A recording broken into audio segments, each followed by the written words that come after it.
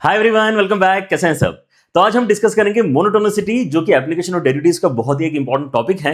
And अगर आप अपने पीवाईक्यूज पॉइंट ऑफ व्यू से देखेंगे तो भी आपको यहाँ पर बहुत सारे सवाल बहुत हाई फ्रीक्वेंसी के साथ में देखने के लिए मिलते हैं। सो दैट एक्चुअली कंफर्म्स कि कितना इंपॉर्टेंट टॉपिक है ये आपके सिलेबस के पॉइंट ऑफ व्यू से भी एंड इन जनरल इस पर्टिकुलर चैप्टर के लिए भी, एप्लीकेशन ऑफ डेरिवेटिव्स।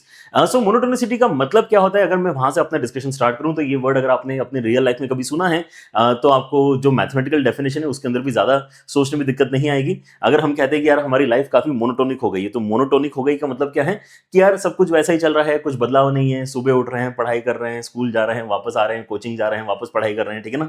जैसा चल रहा है वैसा ही चल रहा है, ठीक है ना। कोई यहाँ पर जो है चेंजेस नहीं हो रहा है, राइट। सो उसको कहते हैं कि यार आपकी लाइफ कैसी हो गई, एकदम मोनोटोनिक हो गई, राइट। सो ये जो वर्ड है यही हमने यहाँ पे पिक किया है मैथमेटिक्स के अंदर भी। तो अगर आपका यहाँ पे कोई भी फंक्शन है वो अगर मोनोटोनिक बिहेवियर शो कर रहा है, इसका कहने का मतलब क्या है कि वो सेम ही बेसिकली बिहेवियर शो कर रहा है। तो ग्राफिकली अगर मैं इस चीज को अगर रिप्रेजेंट करना चाहूं तो हमारे पास में दो टाइप के ग्राफ बेसिकली आते हैं जो मोनोटोनिक बिहेवियर के अंडर काउंट होते हैं। वो कैसे होंगे कि यार अगर कोई फंक्शन हमारा इंक्रीज कर रहा है तो इंक्रीज ही करता दिख रहा है, वो ऊपर नीचे नहीं हो रहा। जबकि हमारे पास में कुछ कुछ बहुत बढ़िया यहाँ पर जो है ग्राफ होते हैं, जैसे साइन का ग्राफ है, वो ऊपर नीचे हो रहा है, ठीक है ना। सो मोनोटोनिक नहीं है ना, वो बार बार अपना बिहेवियर चेंज कर रहा है, ठीक है ना। उसके लाइफ में अप्स एंड डाउन्स आ रहे हैं, ठीक है ना। इसके लाइफ में क्या है, बढ़ रहे हैं तो बढ़ते ही जा रहे हैं, है ना। यहाँ पर क्या हो रहा है, ये दूसरा नेचर है, ये भी मोनोटोनिक नेचर है, ठीक है ना। लेकिन ये कैसा वाला, ये डिक्रीजिंग नेचर है, ये कम हो रहा है तो कम होते ही जा रहा है, right. So these are the kind of discussions जो हमें यहाँ पे आज के जो है वीडियो में समझना है। Increasing function and decreasing function, तो ग्राफिकली हम यहाँ पे तो ऑब्वियसली बहुत ही इजीली देख सकते हैं। इंक्रीजिंग का मतलब क्या है कि ग्राफ जैसे जैसे आप बेसिकली वैल्यू इनपुट में बड़ी करेंगे, आउटपुट भी आपका यहाँ पर बढ़ते जाएगा। डिक्रीजिंग फंक्शन में जैसे जैसे आप वैल्यू आगे बढ़ाएंगे, बड़ी करेंगे, तो आपका ग्राफ डिक्रीज हो रहा है, मतलब वैल्यू आपके आउटपुट की छोटी होती जाएगी, ठीक है ना। तो यही यहाँ पर भी लिखा हुआ है कि क्या पहचान है एक इंक्रीजिंग फंक्शन की, कि अगर आप दो इनपुट्स को नोटिस करते हो, एक इनपुट है आपका x2, एक इनपुट पे आपका x1। सो x1 अगर आपका बड़ा है तो उसमें जो आउटपुट है, अगर आप ये नोटिस करते हो कि वो भी बड़ा आया है, जो आपका आउटपुट है वो भी कंपैरेटिवली बड़ा आया है, ठीक है ना। तो ये एक इंक्रीजिंग फंक्शन की पहचान होगी। And this has to happen for each combination of x1 x2, ठीक है ना।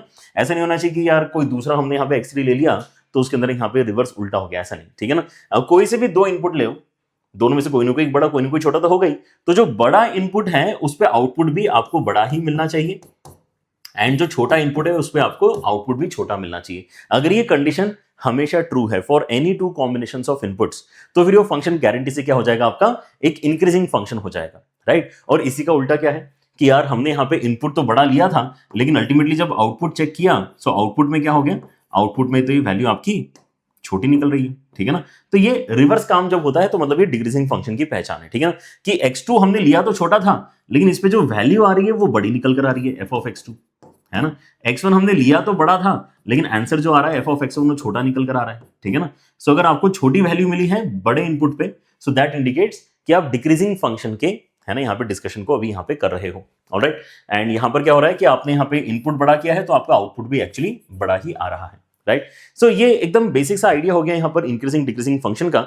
जो मोनोटोनिसिटी का हमारा मेन आइडिया है वो यही है, राइट, कि फंक्शन इंक्रीज करेगा या डिक्रीज करेगा। अच्छा, लेकिन अब यहाँ पे क्योंकि हम पढ़ रहे हैं इस पर्टिकुलर कॉन्सेप्ट को कहाँ पे, एप्लीकेशन ऑफ डेरिवेटिव्स के अंदर, ठीक है ना। सो डेरिवेटिव का कुछ तो इस्तेमाल होना चाहिए, है ना, तभी यहाँ पर ये इसका पार्ट बना है, अदरवाइज ये इस चैप्टर का हिस्सा क्यों होता, राइट। सो डेरिवेटिव के अंडर हम यहाँ पे इसको इसलिए पढ़ रहे हैं क्योंकि अगर आप यहाँ पे ध्यान से देखते हैं तो आपके जो डेरिवेटिव के वैल्यूज हैं इंक्रीजिंग फंक्शन के लिए और डिक्रीजिंग फंक्शन के लिए, वो हमेशा फिक्स्ड होता है। ध्यान से देखो, आप अगर यहाँ पे डेरिवेटिव की वैल्यू देखना चाहते हो तो टेंजेंट का स्लोप होता है। डेरिवेटिव मतलब क्या हो जाएगा, टेंजेंट का स्लोप। सो अगर आप इंक्रीजिंग फंक्शन पे कभी भी टेंजेंट बनाते हो तो उसकी जो वैल्यू आपको देखने के लिए मिलेगी वो हमेशा पॉजिटिव देखने के लिए मिलेगी। क्यों? क्योंकि आपका एंगल हमेशा एक्यूट बनेगा। एक इंक्रीजिंग फंक्शन में आपका जो यहाँ पे टेंजेंट का एंगल बनता है एक्स एक्सिस के साथ में, वो हमेशा ही कैसे बनता है, वो हमेशा ही एक एक्यूट एंगल बनता है। इसको आप पीछे एक्सटेंड कर सकते हैं अगर आपको एंगल स्टडी करना है तो, और इस एंगल को आप देख सकते हो कि हाँ यार ये एक आपका एक्यूट एंगल बना है। किस पॉइंट पे हमने यहाँ पे टेंजेंट बनाएंगे, लेट अस से हमने इस पॉइंट पे टेंजेंट बनाई है, फर्क नहीं पड़ता। अगर ये इंक्रीजिंग है तो आप किसी भी पॉइंट पे टेंजेंट बनाओ, है ना, आप चेंज करके देखो पॉइंट। आप अगर यहाँ टेंजेंट बनाओगे तो भी एक्यूट एंगल बनेगा, यहाँ टेंजेंट बनाओगे तो भी एक्यूट एंगल बनेगा, ठीक है ना।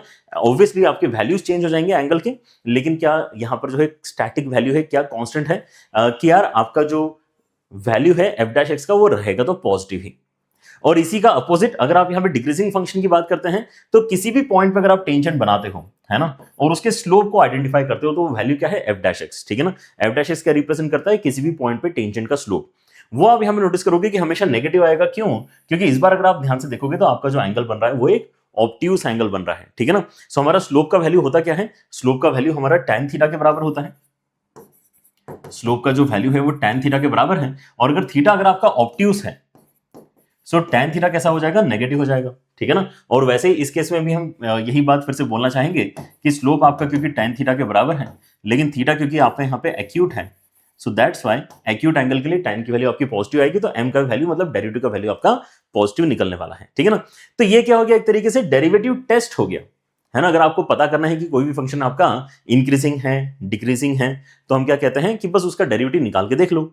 अगर डेरिवेटिव हमेशा पॉजिटिव आया है तो फिर वो इंक्रीजिंग है, और डेरिवेटिव अगर आपका हमेशा नेगेटिव आ रहा है तो वो डिक्रीजिंग है। लेकिन क्या हर बार ऐसा होगा, ऑब्वियसली नहीं। जैसे हमारे पास में अभी हम एग्जांपल डिस्कस कर भी रहे थे, sin x फंक्शन है आपका, तो sin x फंक्शन मोनोटोनिक थोड़ी है। sin x फंक्शन कभी तो इंक्रीज करेगा, कभी तो डिक्रीज करेगा, कभी तो इंक्रीज करेगा, कभी तो डिक्रीज करेगा, मतलब उसके अंदर कभी भी आपको ऑलवेज ग्रेटर देन जीरो या फिर ऑलवेज लेस देन जीरो जैसी क्वांटिटीज नहीं मिलने वाली। इसी के अपोजिट अगर आप ln x को देखते हो, सो ln x आपका कैसा होगा, ln x आपका ऑलवेज इंक्रीजिंग होगा। e रेज टू x को देखते हो तो e रेज टू x कैसा होगा, हमेशा इंक्रीजिंग होगा, ठीक है। सो इस तरह से आपको यहाँ पर जो है फंक्शंस डिफरेंशिएट करते आएंगे कैटेगरी पॉइंट ऑफ व्यू से कि कौन सा इंक्रीजिंग है, कौन सा डिक्रीजिंग है, और कौन सा नीदर इंक्रीजिंग नॉट डिक्रीजिंग है, राइट। सो ये हमारा बेसिकली क्या है, डेरिवेटिव टेस्ट है जो हम डिफरेंशिएशन करके निकाल सकते हैं। दैट्स व्हाई मोनोटोनिसिटी टॉपिक इस पर्टिकुलर चैप्टर के अंदर हम पढ़ रहे हैं, ऑलराइट। अच्छी बात है। तो अब यहाँ पे आपको लेकिन एक और इंफॉर्मेशन जो है इसके साथ साथ मैं अभी दे देता हूं ताकि आपको कंफ्यूजन ना हो, क्योंकि कंफ्यूजन हो सकता है, क्योंकि कई सारे बुक्स में भी इस चीज को क्लियरली यहाँ पर जो है मेंशन नहीं किया जाता, तो इसको यहाँ पर क्लास में एटलीस्ट मेंशन करना जरूरी है। कि हम ये बोलते जरूर हैं कि अगर हमें यहाँ पे मोनोटोनिक नेचर अगर चाहिए, है ना, तो हमारे यहाँ पे डेरिवेटिव या तो ग्रेटर देन जीरो या फिर लेस देन जीरो होना चाहिए, डेफिनेशन ठीक है। लेकिन इक्वल टू जीरो जो है वो अगर डिस्क्रीट पॉइंट्स के ऊपर हो रहा है तो भी हमें एक्सेप्टेबल होता है।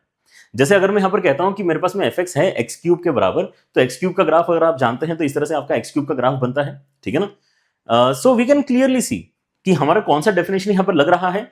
इस पर्टिकुलर केस में आप एक गारंटी कर सकते हो कि x1 अगर आपका बड़ा है x2 से, then for any of these combinations f of x1 हमेशा ही बड़ा रहेगा f ऑफ x2 से। क्योंकि देखो रियल पहचान तो यही है, रियल पहचान तो यही है। ये क्या है, ये इंक्रीजिंग फंक्शन की एक तरीके से डेफिनेशन है। ये क्या है, ये इंक्रीजिंग फंक्शन डिक्रीजिंग फंक्शन का टेस्ट है, ये टेस्ट करने का तरीका है। लेकिन इक्वेशन या फिर क्या कहना चाहिए, डेफिनेशन वो ये है ना, इंक्रीजिंग फंक्शन की। तो वो तो ये फंक्शन सेटिस्फाई कर रहा है। अगर ये डेफिनेशन ये फंक्शन सेटिस्फाई कर रहा है, इसका मतलब ये इंक्रीजिंग फंक्शन तो डेफिनेटली है। ये हमारा फंक्शन कैसा है, इंक्रीजिंग फंक्शन फॉर श्योर है। लेकिन यहां पे एक छोटी सी चीज आप नोटिस करोगे कि जब मैं इसका डेरिवेटिव निकालूंगा तो क्या होगा। अगर मैं इसका डेरिवेटिव निकालूंगा तो मेरे पास में yes in almost every scenario मेरे पास जो वैल्यू है वो ग्रेटर देन जीरो आएगी। बस एक पॉइंट है एक्स इक्वल टू जीरो जहां पे इक्वल टू जीरो भी आ रहा है। तो यहां आके बच्चों को कंफ्यूजन आता है कि सर आपने क्लास में जो बोला है थ्योरी में, वो तो बोला है कि F dash X greater than zero होना चाहिए, लेकिन यहां पे तो एक पॉइंट है जिसके अंदर ग्रेटर देन जीरो नहीं है, उसमें इक्वल टू जीरो है। तो क्या मैंने इस फंक्शन को इंक्रीजिंग फंक्शन बोलना चाहिए कि नहीं बोलना चाहिए, डेफिनेटली बोलना चाहिए, तो हमें पता ही है। तो इस चीज को हम कैसे यहां पर जो है रिप्रेजेंट कर सकते हैं, है ना, इस आइडिया को कैसे हम यहां पे इंप्रूव कर सकते हैं कि हाँ F dash is greater than zero तो है, लेकिन कुछ पॉइंट्स में आपको इक्वल टू जीरो भी मिल रहा है, तो यहां पे चल जाएगा, ऐसा हमें ध्यान रखना पड़ता है, ठीक है ना। लेकिन वो सारे जो पॉइंट्स है आपके जहां पे आपका डेरिवेटिव इक्वल टू जीरो आ रहा है, वो कैसे होना चाहिए, डिस्क्रीट पॉइंट्स होना चाहिए। वो कंटिन्यूअस पॉइंट्स नहीं होना चाहिए कि यार आपका जीरो से लेकर वन के बीच में पूरा ही जो इंटरवल है उसमें डेरिवेटिव जीरो आ गया, कांस्टेंट हो गया फंक्शन, वो आपका इंक्रीजिंग फंक्शन नहीं होता है, ठीक है ना। इक्का दुक्का पॉइंट कोई बीच में आ गया या फिर बहुत टाइम के बाद में एक दूसरा पॉइंट आ रहा है जहां पे डेरिवेटिव इक्वल टू जीरो है, वो चलता है, राइट। ये ग्रेटर देन और इक्वल टू जीरो बन रहा है and still we will comment कि एफ एक्स आपका एक इंक्रीजिंग फंक्शन है ना। अपवर्ड एरो अगर मैं लगा रहा हूं, मतलब आज के पूरे वीडियो में आप ध्यान रखना, अपवर्ड एरो मतलब मेरा कहने का मतलब क्या है कि एफ एक्स इंक्रीज करने वाला फंक्शन है, ठीक है ना। तो equality is allowed but at discrete points, ठीक है ना। F dash X may become zero, may become equal to zero at discrete points, that still is okay condition for us, right. एक और बेहतरीन एग्जांपल यहां पर लेते हैं। अगर मैं यहां पे चेंज कर लेता हूं और एग्जांपल लेता हूं x प्लस साइन एक्स। सो x प्लस साइन एक्स का ग्राफ भी काफी इंटरेस्टिंग आता है इस तरह का। बेसिकली आप क्रीपर घर में आपके देखा होगा, ठीक है ना, ऐसा पेड़ होता है जो बेसिकली किसी डंडे के ऊपर बेसिकली है ना ऊपर ऊपर ऊपर ऊपर चढ़ता रहता है, ठीक है ना। तो एक क्रीपर जैसा बेसिकली आपका यहाँ पर ग्राफ बनता है इसका, जहां पे ये जो डॉटेड लाइन है y इक्वल टू एक्स है और y इक्वल टू एक्स के साथ में आपको यहाँ पे साइन एक्स जोड़ना है, ठीक है ना। तो 0 से लेके पाई के बीच में क्या हो रहा है, साइन एक्स पॉजिटिव होता है तो थोड़ी सी बड़ी वैल्यू आएगी x के कंपैरिजन में, लेकिन पाई से लेके 2 पाई के बीच में साइन खुद नेगेटिव होता है तो x तो अपने हिसाब से बढ़ ही रहा था, लेकिन यहाँ पे साइन क्या कर रहा है, उसको थोड़ा सा नीचे खींच के ला रहा है। तो आपका जो ग्राफ बन रहा है, ये ग्रीन कलर का जो ग्राफ है, ये आपका fx का ग्राफ है, right. Now in this fx का ग्राफ आप नोटिस कर रहे हो कि आपके यहाँ पे कुछ कुछ पॉइंट्स आ रहे हैं जो डेरिवेटिव इक्वल टू 0 वाली लोकेशन है, ठीक है ना। डेरिवेटिव इक्वल टू 0 अगर आप यहाँ पे देखेंगे तो आपके पास में ये जो पाई वाला लोकेशन है ना, यहाँ पे क्लियरली आपका जो टेंजेंट बनेगा वो कैसे बनेगा, टेंजेंट आपका हॉरिजॉन्टल बनेगा। फिर ऐसे ही आप यहाँ पे 3 पाई वाली लोकेशन देख सकते हैं, यहाँ पे भी आपका टेंजेंट कैसा बनेगा, हॉरिजॉन्टल बनेगा।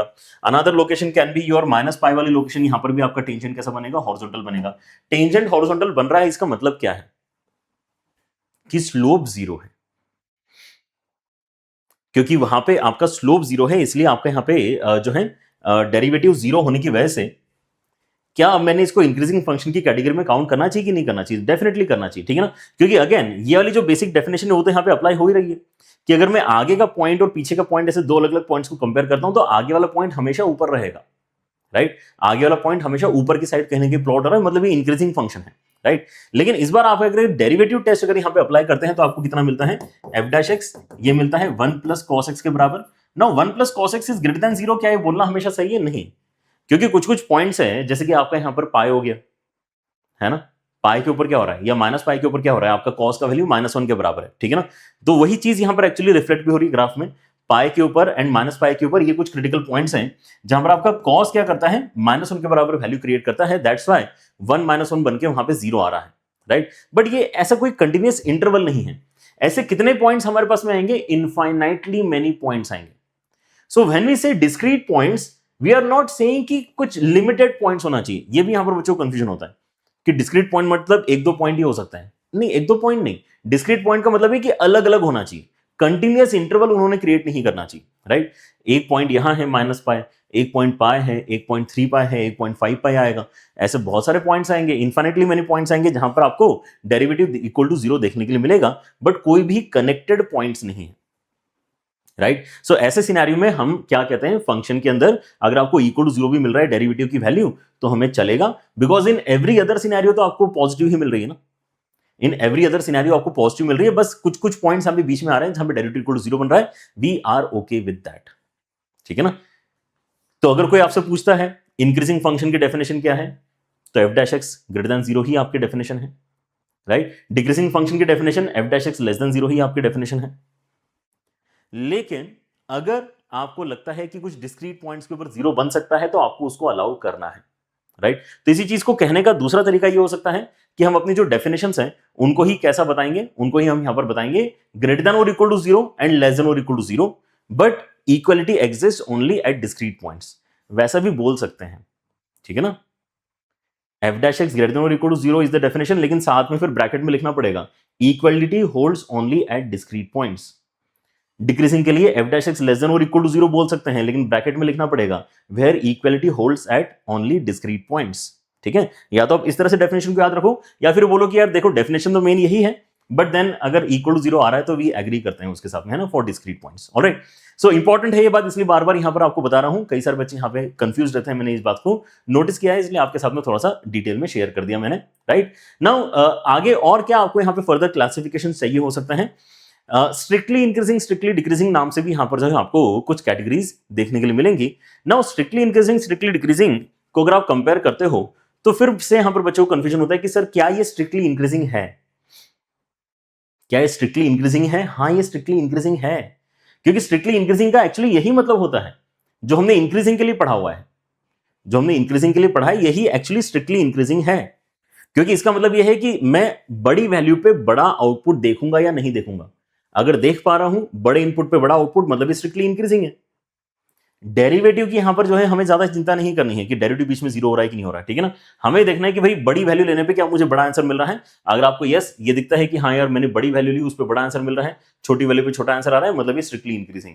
अगर मुझे देखने के लिए मिलता है कि भाई छोटी वैल्यू पे बड़ा आंसर है और बड़ी वैल्यू पे छोटा आंसर है तो स्ट्रिक्टली डिक्रीजिंग है, ठीक है ना। तो इसके साथ में जो आपको दो टर्म्स और याद करनी चाहिए वो क्या है, non decreasing and non increasing, ठीक है ना, ये भी एक क्लासिफिकेशन आपको पता होना चाहिए, जहां पे आप नोटिस करते हो कि अब कुछ इंटरवल से जहां पर आपको स्टैटिक हाइट मिल रही है, मतलब आपका फंक्शन कांस्टेंट हो गया है, right. So in most of the cases आपका फंक्शन ऊपर ही जाना चाह रहा है, लेकिन बीच में से उसको है ना ऐसा लगता है आलस आ रहा है, तो मैं नहीं इंक्रीज कर रहा इस इंटरवल में, ठीक है ना, फिर से थोड़ा सा इंक्रीज किया, फिर वो बोल रहा है कि मैं थोड़ी देर रुक जाता हूं, ठीक है ना। तो इस तरह से अगर आपको कोई फंक्शन दिखता है, ठीक है ना, जो बीच में कहीं रुक जाता है, हाइट अपनी स्टैटिक कर लेता है, तो वो ऑब्वियसली क्या नहीं होगा, स्ट्रिक्टली इंक्रीजिंग तो बिल्कुल नहीं होगा, क्योंकि क्या इस इंटरवल में ये इंक्रीज कर रहा है, नहीं कर रहा है, ठीक है ना। तो ये इंक्रीजिंग तो है, लेकिन स्ट्रिक्टली इंक्रीजिंग नहीं है। लेकिन इसको फिर इंक्रीजिंग की कैटेगरी में डालना भी सही नहीं, बिकॉज ये इंक्रीज इस सेक्शन में तो नहीं कर रहा था ना। तो हमने एक बेटर नाम यहां पर इसका सोच लिया है, वो क्या है, नॉन डिक्रीजिंग, क्योंकि ग्राफ आपका या तो ऊपर जाएगा या फिर स्टैटिक हो जाएगा किसी हाइट पे, लेकिन वो नीचे तो नहीं आ रहा है ना।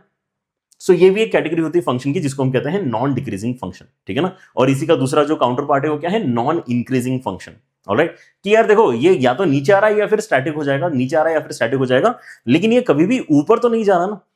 तो यहां पे ज्यादा क्लैरिटी किस बात की है कि यार ये नॉन इंक्रीजिंग है, राइट। सो ऐसे भी कुछ आपको यहां पे क्लासिफिकेशंस करने की जरूरत पड़ सकती है, या फिर ऑप्शंस में ऐसे कुछ आपको ऑप्शंस मिल सकते हैं। तो बस ये दिमाग में ध्यान रखो कि ऐसे भी नाम होते हैं, इस तरह से भी आपको नाम है ना देखने के लिए मिल सकते हैं, non increasing and non decreasing. Alright, but mostly हमारा जो पूरा डिस्कशन चलने वाला है वो इंक्रीजिंग डिक्रीजिंग से ही चलने वाला है।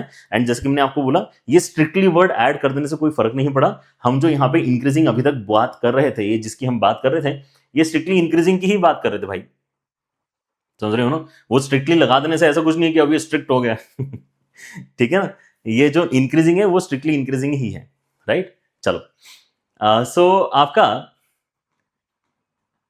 यहाँ पे मतलब मैं क्यों बोल रहा हूँ, क्योंकि मैं इतने बार जब बच्चों के साथ में डिस्कशन करता हूँ लाइव क्लास में, तो बच्चे फिर ये सवाल पूछते हैं, सर लेकिन फिर क्या स्ट्रिक्टली इंक्रीजिंग के अंदर डेरिवेटिव इक्वल टू 0 मना कर दें क्या।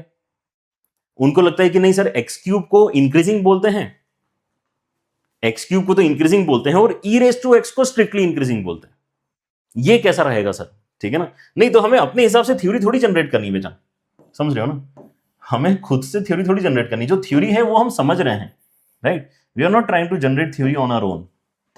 सो बच्चे क्या कहते हैं कि सर देखो ये वाले ग्राफ और ये वाले ग्राफ में देखो डिफरेंस तो है सर, मानना पड़ेगा आपको, है लड़ने आ जाते हैं कि सर देखो ये वाला ग्राफ भी इंक्रीज कर रहा है, ये वाला ग्राफ भी इंक्रीज कर रहा है, ये बात तो हम मानते हैं, लेकिन ये वाले ग्राफ में कुछ पॉइंट्स है या एक पॉइंट है जहां पर डेरिवेटिव 0 है, और यहां पे एक भी पॉइंट नहीं है सर जहां पे डेरिवेटिव 0 है, यहां तो हर एक पॉइंट पे पॉजिटिव ही आ रहा है derivative.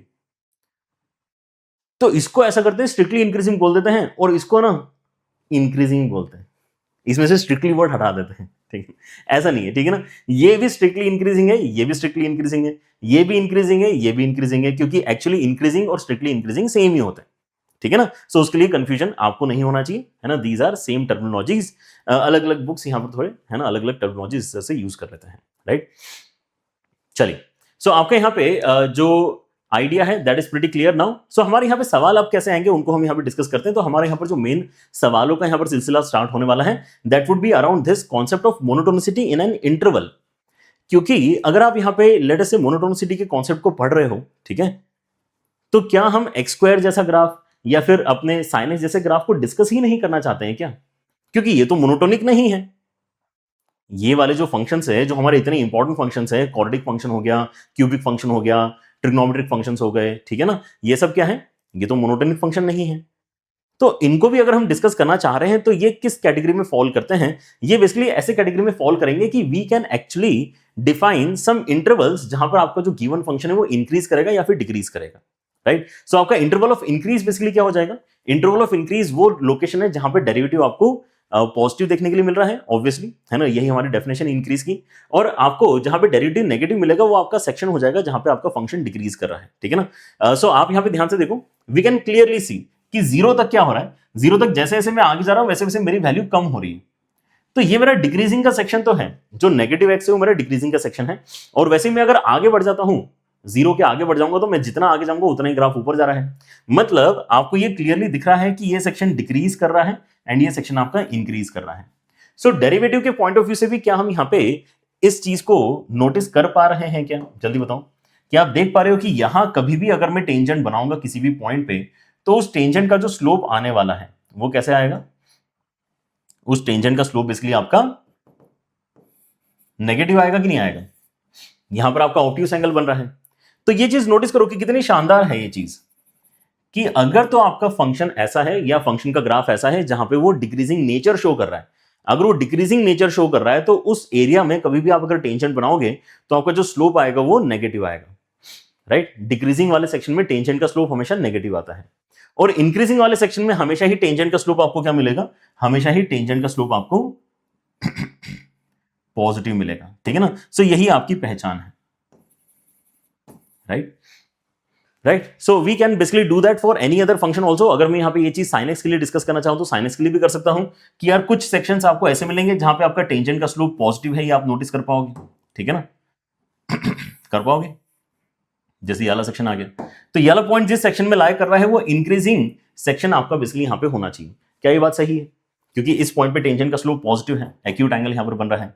So we can clearly see कि there is this section from -π/2 से लेके +π/2, जहां पे आपका ग्राफ क्या कर रहा है, ऊपर की साइड जा रहा है। कहां जा रहा है आपका ग्राफ? ऊपर की साइड जा रहा है, ठीक है ना, मतलब ये इंक्रीजिंग नेचर है आपका। And then there are different sections जहां पर ग्राफ आपका नीचे भी जा रहा है। जैसे अगर मैं अपने राइट हैंड साइड में अगर अपना टेंजेंट बनाता हूं π/2 के बाद में, then I can clearly see कि यार यहाँ पर जो आपका टेंजेंट आएगा उसका स्लोप कैसा है, उसका स्लोप नेगेटिव है, क्योंकि यहाँ पर जो एंगल आपने बनाया है ये एंगल कैसा है, फाई एंगल आपका ऑब्ट्यूस एंगल है, तो यहाँ पे स्लोप आपका नेगेटिव है, ठीक है ना। बट अगेन क्या वही बात यहां पे ट्रू हो गई है जो हम यहां पे इसके पहले भी डिस्कस करके आए हैं कि आपके पास में ग्राफ के अंदर अलग अलग सेक्शंस आपको नजर आ सकते हैं, कुछ इंक्रीज करने वाले सेक्शंस होंगे, कुछ डिक्रीज करने वाले सेक्शंस होंगे, राइट। सो हम इनको क्या कहते हैं, इंटरवल्स ऑफ मोनोटोनिसिटी। क्या कहते हैं इनको? Intervals of monotonicity. कि इंटरवल ऑफ इंक्रीज क्या है, इंटरवल ऑफ डिक्रीज क्या है। और अब इनको आइडेंटिफाई कैसे करेंगे, तो डेरिवेटिव की मदद से हम इनको काफी इजीली आइडेंटिफाई कर सकते हैं कि इंक्रीज वाला सेक्शन वो है जहां पे डेरिवेटिव आपका पॉजिटिव निकलेगा, और डिक्रीज वाला सेक्शन वो है जहां पे डेरिवेटिव आपका नेगेटिव निकलने वाला है, ठीक है ना। तो यहां पर आप किसी दूसरे सेक्शन को भी पकड़ सकते थे, है ना, एंड यू कैन कंक्लूड कि कौन सा सेक्शन आपका इंक्रीज कर रहा है, कौन सा सेक्शन आपका डिक्रीज कर रहा है, right. So all the questions will now revolve around this idea, क्योंकि हम मोनोटोनिसिटी को जब इलॉबरेट तरीके से पढ़ना चाहते हैं तो हम सारे ही फंक्शंस को इनकॉर्पोरेट करना चाहेंगे, एंड हर फंक्शन तो आपका यहाँ पे इंक्रीजिंग या डिक्रीजिंग नेचर का होता नहीं है, हाँ, लेकिन उसके अंदर intervals of increase and intervals of decrease definitely होंगे, राइट। सो वो यहाँ पर आपसे पूछा जाता है। जैसे इस सवाल के अंदर क्या बोल रहे हैं, एफ आपको दे दिया है, अब बताओ कि यार ये इंक्रीजिंग नेचर किस इंटरवल में शो करेगा, एक्स कहां से लेकर कहां तक मैं देखूं कि मुझे इंक्रीजिंग नेचर मिलेगा। सो हमें पता है कि इंक्रीजिंग नेचर के लिए हमने अभी क्या पढ़ा है, बहुत ही सिंपल सी बात पड़ी है, इंटरवल ऑफ इंक्रीज अगर आपको निकालना है तो डेरिवेटिव ग्रेटर देन 0 कहां पर है, ये चीज चेक कर लो। तो डेरिवेटिव निकाल लेते हैं पहले तो। सो एफ डैश एक्स कितना आ जाएगा, प्रोडक्ट रूल की मदद से यहाँ पे आ जाएगा 3 इंटू एक्स की पावर में 2/3, फिर आएगा प्लस 3x - 7, एंड उसके साथ में x की पावर 2/3 का डेरिवेटिव कितना आ जाएगा, 2/3 x की पावर -1/3, राइट। सो अगर आप यहाँ पे इसको ध्यान से देखेंगे तो ये कितना है, 3x की पावर में 2/3 and then plus 6x - 14 upon 3x की पावर 1/3।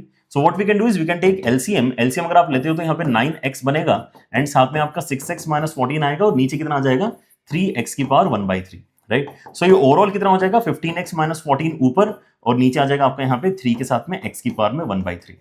मुझे क्या करना है, मुझे इस डेरिवेटिव को जो हमने कैलकुलेट कर लिया है अब इस पॉइंट पे, ठीक है ना, इस डेरिवेटिव को मुझे बोलना है कि यार देखो 0 से बड़ा कब हो रहा है, जरा, है ना, इस बात को नोटिस करके देखते हैं कि ये डेरिवेटिव की वैल्यू ग्रेटर देन 0 कब हो रही है, ठीक है ना। तो हमारी इनइक्वालिटी जो अब यहाँ पे बनेगी वो कैसे बनेगी, ये बनेगा f dash X greater then 0 कहां पर है चेक करो, क्यों, क्योंकि मैं इंक्रीजिंग नेचर निकालना चाहता हूं, इंक्रीजिंग इंटरवल निकालना चाहता हूं। तो यहां पर आ जाएगा आपका 15x - 14 अपॉन 3 x की पावर में 1/3, 1/3 ये हो जाएगा ग्रेटर देन 0। सो आपके क्रिटिकल पॉइंट्स अब यहाँ पे मार्क कर लो आप, ठीक है ना। क्रिटिकल पॉइंट्स में क्या क्या है आपके पास, क्रिटिकल पॉइंट्स में एक तो आपका 14/15 नाम का एक क्रिटिकल पॉइंट है, और एक 0 नाम का क्रिटिकल पॉइंट है। तो 0 इस साइड आ जाएगा, 14/15 उस साइड चला जाएगा। सो प्लस माइनस प्लस अगर मैं मार्क करता हूं, then we are allowed to take something which is less than 0 और something which is greater than 14/15, right. ये दोनों ही चीजें आप ले सकते हैं, एंड इस चीज को अगर आप मेंशन करते हैं एज इंटरवल तो -∞ से लेके 0 एंड देन 14/15 से लेके इन्फिनिटी आपका आंसर आ जाता है, राइट। क्लियर है? देखो हमने यहाँ पे जितना भी थ्योरी कवर करना चाहिए था वो कर लिया है, एंड इनफैक्ट ये जो पेज पे थ्योरी लिखा हुआ है यही है पूरा थ्योरी, ठीक है ना। इसके पहले तो थोड़ा कॉन्सेप्चुअल डिस्कशन है ना हमने यहाँ पर किया, जिसकी मदद से यहाँ तक हम पहुंच पाए हैं, अपने डिस्कशन को इस पॉइंट तक लेके आ पाए हैं। बट मेन जो यहाँ पर आपका फोकस रहेगा वो इसी पे रहेगा, है ना, क्वेश्चन में पूछा ही ऐसे जाता है कि इंक्रीज कहां हो रहा है बताओ, डिक्रीज कहां हो रहा है बताओ, तो डेरिवेटिव ग्रेटर देन 0 कहां हो रहा है, डेरिवेटिव लेस देन 0 कहां हो रहा है, इसके ऊपर हम बात कर रहे होते हैं, राइट। चलिए आगे देखते हैं एक सवाल और। ये वाले सवाल के अंदर देख के फिर से लग रहा है कि यार इतना सारा कुछ कुछ पूछ लिया, लेकिन मेन आइडिया क्या है, एफ जो भी है जिस भी इंटरवल में अलग अलग इन्होंने यहाँ पे डिफाइन किया है फर्क नहीं पड़ता, इंक्रीजिंग वाला इंटरवल हमें निकाल कर बताना है, इंटरवल ऑफ इंक्रीज, ठीक है ना। सो इंटरवल ऑफ इंक्रीज के लिए क्या करेंगे, एफ डैश एक्स को हम यहाँ पे ग्रेटर देन 0 करेंगे। एफ डैश एक्स निकालना है तो अलग अलग इंटरवल्स में डेरिवेटिव निकालेंगे, कोई दिक्कत नहीं है, ठीक है ना। इसका डिफरेंशिएशन अलग से कर लेंगे, इसका अलग से कर लेंगे, इसका अलग से कर लेंगे, तो आपके यहाँ पर जो एफ डैश एक्स बनेगा वो कैसा नजर आएगा, पहले तो -55 आ गया, फिर यहाँ पे आपका आ जाएगा 6x² माइनस 6x माइनस 120, और यहाँ कितना आ जाएगा 6x² माइनस 6x माइनस 36। अलग अलग इंटरवल में अलग अलग आंसर आ गए हैं। ये बना है x लेस देन -5 के लिए, ये बना है -5 से 4 के लिए, और ये बना है आपका ग्रेटर देन 4, समझे। ऑलराइट, सो अगर मैं यहां पे अब बोलता हूं कि यार आपको -5 के पीछे, है ना, -5 के पीछे इंक्रीजिंग नेचर मिल सकता है क्या, तो ऑब्वियसली मना आपने सबसे पहले कर देना चाहिए, क्योंकि डेरिवेटिव तो यार कांस्टेंट नेगेटिव क्वांटिटी आ चुका है। डेरिवेटिव अगर आपका यहां पे नेगेटिव है तो ये तो डिक्रीज की पहचान है ना। तो जो भी ऑप्शंस आपको यहां पे -5 के पीछे जाने के लिए कह रहे हैं वो तो बहुत ही गलत ऑप्शन है, मतलब ये दोनों ऑप्शंस तो बहुत ही ज्यादा गलत है, ये तो बिल्कुल भी नहीं होना चाहिए। अब इन दोनों में से कौन सा सही है उसके लिए हम थोड़ा सा और एक बार चेक करते हैं, थोड़ा अच्छी तरीके से इसको लिखने की कोशिश करते हैं। अच्छी तरीके से लिखने का मतलब क्या है कि हम थोड़ा फैक्टराइजेशन वगैरह करके इसको एनालाइज करेंगे। सो एफ डैश एक्स को अगर हम ध्यान से देखें, सो आपको क्या मिल रहा है, -55 मिल रहा है पहले वाले इंटरवल में when x is less then -5। Next अगर मैं यहाँ पे 6 कॉमन निकालता हूँ, सॉरी 6 कॉमन निकालूंगा तो यहाँ पे x² माइनस एक्स एंड -20 बनेगा। ये सुनो, x² माइनस एक्स -20 बनेगा इन इंटरवल -5 से लेके 4, राइट, -5 से लेके 4, ओके। अच्छा, और यहां पे क्या आएगा, 6 कॉमन निकाल के यहां पे आ जाएगा x² माइनस एक्स माइनस 6, ये आ जाएगा 4 से आगे, x ग्रेटर देन 4, बढ़िया है। तो हम यहां पर क्या कर सकते हैं, थोड़ा फैक्टराइज कर सकते हैं और एनालिसिस अपने यहां पर आगे बढ़ा सकते हैं। So let us pick one of the intervals and then start analysis. Factorization पहले करके रख लेते हैं ताकि आगे डिस्कशन हमारा इजी रहेगा, ठीक है, समझ गए। तो यहां पर ये आ रहा है -5 से लेके 4 के बीच में, और ये आ रहा है 4 के आगे। ऑलराइट, सो लेट अस एनालाइज -5 से लेके 4 का इंटरवल पहले, ठीक है ना। उस इंटरवल में जो आपको यहां पर फंक्शन मिल रहा है वो कहां पॉजिटिव कहां नेगेटिव होगा, क्योंकि आपको एफ डैश एक्स के पॉजिटिव नेगेटिव नेचर पे कमेंट करना है। सो इस इंटरवल में यही है आपका एफ डैश एक्स, इस इंटरवल में यही है आपका एफ डैश एक्स, ठीक है ना। तो ऐसा हम यहां पे आगे केस बना सकते हैं कि चलो let us discuss the case जब आपका x बिलोंग कर रहा है -5 से लेके 4 के बीच में, राइट। सो आपका एफ डैश एक्स है क्या, वो ये है, और एफ डैश एक्स अगर मैं करना चाहता हूं greater than 0 for checking increasing nature, तो मैं यहां पे इसका मतलब करना चाहूंगा कितना, 6 times of x minus 5 into x plus 4 greater than 0। मतलब क्या है, वेवी कर्व का यहां पर आपका पैटर्न यहां पर बन रहा है।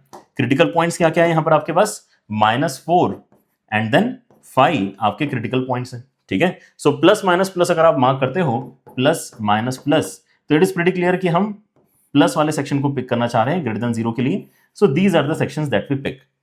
लेकिन हमें क्या नहीं भूलना है कि यार हम कौन से केस के लिए डिस्कशन कर रहे हैं, हम कौन से केस के लिए डिस्कशन कर रहे हैं यार, हम तो इस केस के लिए डिस्कशन कर रहे हैं ना कि आपका जो x है वो कहां से कहां तक बिलोंग करना चाहिए, वो आपका -5 से लेके 4 की बिलोंग करना चाहिए बीच में। तो उसके बाहर हम कैसे जा सकते हैं, वो तो मतलब अलाउड ही नहीं होना चाहिए, वो तो इलीगल हो जाएगा, इलीगल हो जाएगा, है ना, एकदम अलाउड ही नहीं है जो चीज। -5 यहां पर है, 4 यहां पर है, राइट। हमें इसके बीच में रह के ही अपना पूरा डिस्कशन करना चाहिए था, इसके बाहर जाना तो अलाउड ही नहीं है। तो अगर आप यहाँ पे कॉमन रीजन देखते हो जो आपका यहाँ पे अलाउड रीजन है और जो यहाँ पर हमारा इनइक्वालिटी सॉल्व करके आ रहा है, तो उसमें केवल -5 से लेके -4 का इंटरवल ही हमें देखने को मिलता है। Is that clear? इसलिए केस 1 के अंदर हमें यहाँ पे -5 से लेके -4 तक की ही वैल्यू मिलेगी, उसके आगे वाली वैल्यू एकदम से नहीं मिलने वाली, right. So again that means कि यार ये वाला आंसर ज्यादा ठीक लग रहा है एज कंपेयर टू ये वाला। तो अगर इस पॉइंट पे ही आप अगर अपना आंसर मार्क करना चाहें तो इस बार डी आंसर मार्क कर सकते हैं। बट अभी केस 2 डिस्कस करेंगे तो और भी ज्यादा क्लैरिटी आ जाएगी कि यस हम जो यहाँ पे बात कर रहे हैं एकदम ठीक है, ठीक है ना। सो केस 1 में हम यहाँ पे आइडेंटिफाई कर पाए हैं interval of increase which is -5 से लेके -4, ये हमने ऑलरेडी आइडेंटिफाई कर लिया है, राइट। अच्छा, अगर मैं केस 2 की बात करता हूं तो केस 2 के लिए हम क्या देखते हैं यहां पे कि हम 4 से बड़े जो इनपुट है उनके ऊपर क्या करना चाहते हैं, अपना डिस्कशन अभी करना चाहते हैं, ठीक है ना। तो 4 से बड़े के लिए आपका जो डेरिवेटिव निकला है वो कितना निकला है ना। हमें करना तो यही है कि f डैश एक्स को ग्रेटर देन 0 करना है। सो f डैश एक्स अगर आप देखते हो तो कितना आ जाएगा, 6 के साथ में यहां पे x minus three into x plus 2 आ जाएगा, एंड इसको मुझे ग्रेटर देन 0 करना है। तो अगेन वेवी कर्व प्लॉट करते हैं पहले तो वेवी कर्व के लिए आपके इसमें जो क्रिटिकल पॉइंट्स आ रहे हैं वो क्या क्या है, यहां पर क्रिटिकल पॉइंट्स है -2 एंड 3 के बराबर। सो प्लस माइनस प्लस अगर मैं करूंगा then this is the reason that we want to accept. लेकिन आप जो केस पकड़ के चल रहे हो उसको तो आपको यहाँ पे ऑनर करना ही पड़ेगा ना। सो केस आपके यहाँ पर चल रहा है कि मैं तो 4 के आगे ही डिस्कशन आपसे करना चाह रहा था। ओके, हम बोलेंगे ठीक है 4 के आगे अगर आपको जाना है तो 4 के आगे जाओ। तो यहाँ पे कॉमन रीजन कितना आ जाएगा, यह आ जाएगा 4 से बड़ा। सो एक इंटरवल हमारे पास में आया है -5 से लेके -4 और एक इंटरवल आया 4 से बड़ा, है ना, तो 4 से लेके इंफिनिटी। इन दोनों का जो यूनियन है यही आपका फाइनल आंसर बेसिकली बनना चाहिए, जो कि डी ऑप्शन में हमने ऑलरेडी मार्क कर भी लिया है, राइट। सो क्वेश्चन ऐसे दिखने में बड़ा सारा अगर है भी तो भी यहां पर क्योंकि कॉन्सेप्ट तो इतना ही है ना, इंक्रीजिंग बोला तो डेरिवेटिव ग्रेटर देन 0 कर देना, डिक्रीजिंग बोला तो डेरिवेटिव लेस देन 0 कर देना, तो और क्या करोगे, है कि नहीं। फंक्शन थोड़ा सा यहां पर और बड़ा सा खराब सा आ जाएगा, और क्या होगा, ठीक है। और भी ट्राई करते हैं, यहां पर अलग अलग पैटर्न्स यहां पर जो हो सकते हैं उनके ऊपर फोकस करते हैं, क्योंकि ये वाला पैटर्न तो मेरे ख्याल से अब क्या ही है ना। यहाँ पर हालांकि डिक्रीजिंग का भी एक क्वेश्चन आप कर सकते थे इस पॉइंट पे सॉल्व, क्योंकि हमने यहाँ पर भी इंक्रीज किया है, यहाँ पर भी इंक्रीज किया है, बट दैट डजंट मीन कि भाई डिक्रीज अगर मैं आपसे एकदम से पूछ लूंगा तो आपको करते नहीं आएगा, केवल साइन ऑफ इनइक्वालिटी तो चेंज करना है, ठीक है ना। डिक्रीज के लिए मैं यहाँ पर क्या कर दूंगा, f dash x less than 0 के लिए सॉल्व करूंगा, और क्या करूंगा, right. Alright, so now let us look at this question. यहाँ क्या हो रहा है, यहाँ पे आपका fx फिर से काफी खराब सा दिया हुआ है ना, x cos इनवर्स के अंदर minus of sine of mod x, ऐसा आपको यहाँ पे fx दिया हुआ है। और यहाँ पे अगर आप आगे चल के देखते हो तो f डैश डिक्रीज करेगा, इंक्रीज करेगा, f डैश इंक्रीज करेगा, डिक्रीज करेगा, f is not differentiable, f dash 0 की वैल्यू कितनी होगी, इस तरह के ऑप्शंस आपको बना के दिए हैं। तो मेरा मानना सबसे पहले यह है कि यार पहले तो fx सही से लिख लो, क्योंकि जिस तरह से लिखा हुआ है ये तो अच्छा नहीं लग रहा है, लेकिन there is always a scope of simplification, right. अगर आप सिंप्लीफाई करके लिखोगे तो आपको समझने में भी यहां पर थोड़ी सी आसानी तो देखो हो जाएगी। सो पहले तो इसी बात पे एफर्ट लगाते हैं कि can we simplify this, alright. So let us start from there. हमारा जो fx है, अगर आप यहां पे इसके टुकड़े करते हैं using the idea of mod, कि मॉड कब आपका प्लस के साथ में ओपन होता है, कब माइनस के साथ में ओपन होता है, तो थोड़ा एटलीस्ट मॉड हटेगा पिक्चर में से, ठीक है ना। उसके बाद भी इनवर्स वगैरह रहेगा जो हमें पसंद नहीं आ रहा, उसके ऊपर भी काम करेंगे, लेकिन पहले मॉड हटाते हैं। सो मॉड अगर नेगेटिव के साथ में ओपन होगा तो माइनस साइन बाहर जाएगा, माइनस माइनस प्लस हो जाएगा, ठीक है ना। सो एक्स के साथ में कॉस इनवर्स के अंदर साइन एक्स बनेगा अगर मैंने एक्स को नेगेटिव लिया तो। एक्स को नेगेटिव लिया तो मॉड नेगेटिव के साथ में ओपन होगा, जो मॉड वाला नेगेटिव है वो बाहर जाके बाहर वाले माइनस के साथ में मिलके कैंसिल आउट हो जाएगा, ठीक है ना।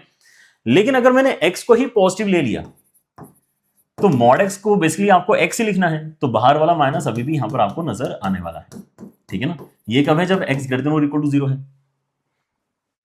अब क्या कर सकते हैं, अब हम यहां पर बोल सकते हैं कि यार कॉस इनवर्स को साइन इनवर्स में चेंज करना काफी आसान है, π/2 माइनस वाला आइडिया यूज कर लेते हैं। So let us do one more step, जहां पे एक्स के बाद में अब यहां पे हमने इसको π/2 माइनस साइन इनवर्स में चेंज कर लिया, और जो अंदर लिखा हुआ है वो तो वैसा ही रहेगा, right. This is for x less than 0, ठीक है।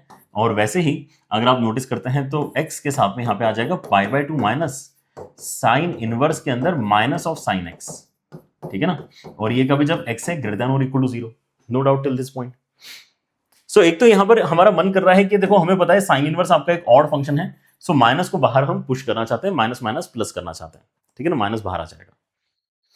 बट ऑल्सो वी नो कि आपका जो x यहां पे दिया गया है वो -π/2 से लेकर π/2 के बीच में है, तो इस इंटरवल में sine inverse of sine x के ही बराबर होता है, और यहां पे भी sine inverse of sine x ही बनेगा जब मैं माइनस साइन बाहर निकालूंगा तो ये भी x ही बनने वाला है आगे चल के, right. So things are getting pretty easy now.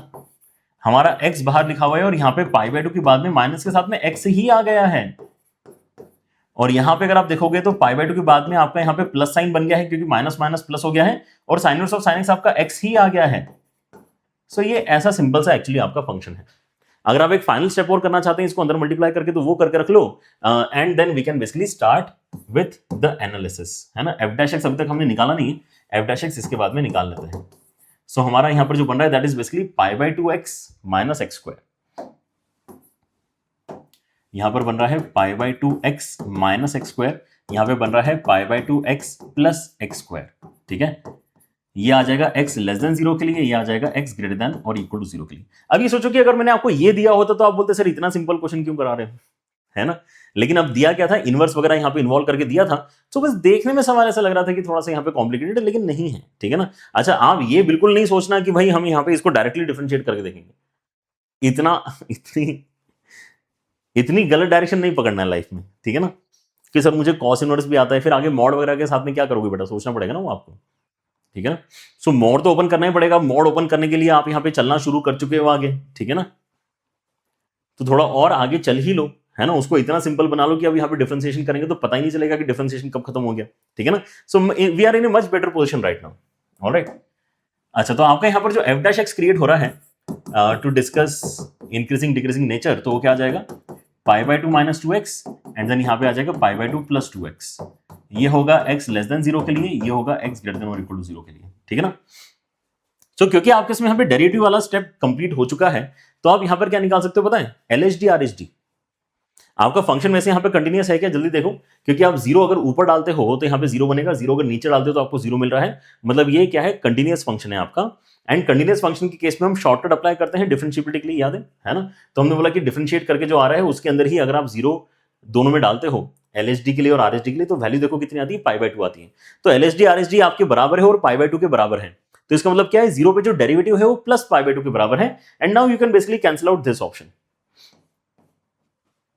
And you can cancel out this option also, क्योंकि ये तीसरा ऑप्शन आपको सी ऑप्शन क्या कह रहा है, f is not differentiable at x equal to 0, which is not true, it is differentiable. और differentiable इसलिए है क्योंकि आपका LHD RHD दोनों पाई बाई टू के बराबर आ रहे हैं 0 डाल के, और अगर पाई बाई टू के बराबर आ रहे हैं तो डिफरेंशिएबल तो हो ही गया, साथ ही साथ ये भी कंफर्म हो गया कि डेरिवेटिव की वैल्यू 0 पे प्लस पाई बाई टू के बराबर है। सो डी ऑप्शन भी आपका गलत हो गया। मतलब हमें यहाँ पे अब इन दोनों में से कोई एक ऑप्शन चूज करना है जो बेसिकली एफ डैश के इंक्रीजिंग डिक्रीजिंग नेचर पे कमेंट करवा रहा है। एंड नाउ एफ डैश के इंक्रीजिंग डिक्रीजिंग नेचर पे अगर आपको कमेंट करना है, इसका मतलब क्या है कि आपको एफ डैश के डेरिवेटिव के ऊपर कमेंट करना है, या एफ डैश के डेरिवेटिव की मदद से एनालिसिस करना है, समझे क्या। तो आपका एफ डैश का डेरिवेटिव एक्चुअली हो जाएगा डबल डेरिवेटिव। अगर इसको डिफरेंशिएट करते हो तो यहां पे -2 आएगा, यहां पे +2 आएगा।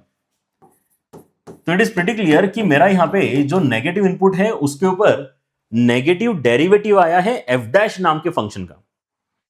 ये एफ डैश नाम का जो एक्सप्रेशन है ये भी अपने आप में है तो फंक्शन ही ना। तो मुझे इस फंक्शन का इंक्रीजिंग डिक्रीजिंग नेचर अगर देखना है तो मुझे इसके डेरिवेटिव के वैल्यूज को देखना पड़ेगा। ठीक है ना। अगर आप चाहते हो तो आप यहाँ पे इनके कुछ नाम भी रख सकते हो, कोई दिक्कत की बात नहीं है। ठीक है ना। अगर आप इसको लेटर से कहते हो कि यार ये मेरा GX फंक्शन है, राइट, मुझे इसके इंक्रीजिंग डिक्रीजिंग नेचर की बात करनी है, तो मतलब मुझे उसके डेरिवेटिव को देखना पड़ेगा ना। तो उसका डेरिवेटिव क्या है, यही तो है उसका डेरिवेटिव। तो उसका डेरिवेटिव जब पॉजिटिव है तो इंक्रीज कर रहा है, उसका डेरिवेटिव जब नेगेटिव है तो डिक्रीज कर रहा है। क्या समझ में आया।